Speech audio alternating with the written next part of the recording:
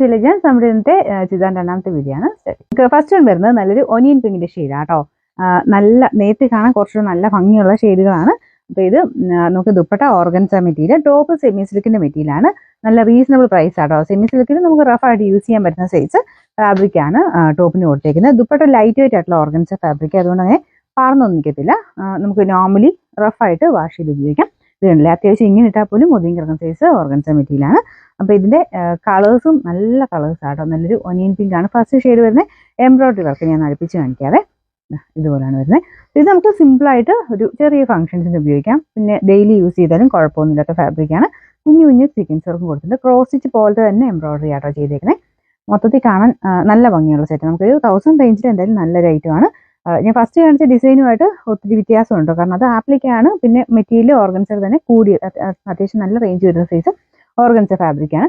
അതിൻ്റെ തന്നെ രീതിയിൽ കാഴ്ചയ്ക്ക് ഏകദേശം അങ്ങനെ തന്നെ കിട്ടാവുന്ന പാകത്തിനാണ് നമുക്ക് ഇതിൻ്റെ ദുപ്പട്ട ചെയ്തേക്കുന്നത്.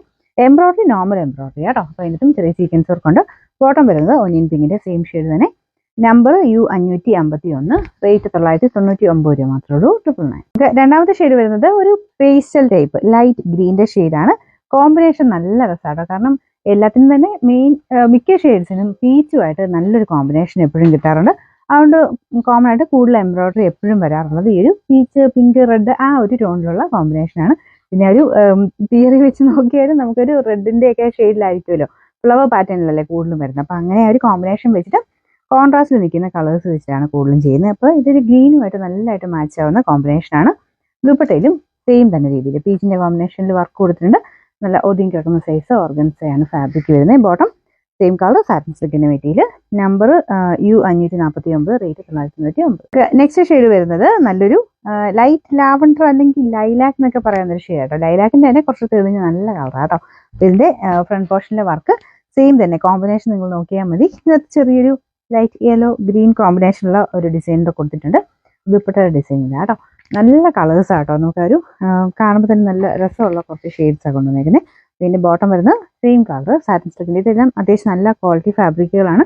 വാഷ് ചെയ്താലും അങ്ങനത്തെ പ്രശ്നങ്ങളോ കാര്യങ്ങളൊന്നുമില്ല. അത്യാവശ്യം ഒതുങ്ങി കിടക്കുകയും ചെയ്യും. പിന്നെ number U548, rate 999. Last colour വരുന്നത് ഒരു ഡെനിം ബ്ലൂവിന്റെ ഒക്കെ കളറാട്ടോ. നല്ല അടിപൊളി കളറാണ്. അതിലും പീച്ചിന്റെ ഒക്കെ കോമ്പിനേഷൻ തന്നെയാണ് വർക്ക് വരുന്നത്. ദുപ്പട്ടയുടെ ഡിസൈൻ ഇതാട്ടോ. സെയിം കളർ ഡൈയിങ് പക്കയാണ്. നമുക്ക് ആ ടോപ്പ് ദുപ്പട്ടയ്ക്ക് കറക്റ്റ് ആയിട്ടാണ് കിട്ടുന്നത്. തയ്ച്ചിട്ടാലും നല്ല ലുക്കുള്ള ഐറ്റം ആട്ടോ ഇത്. പിന്നെ നമ്പർ വരുന്നത് U550, റേറ്റ് 999.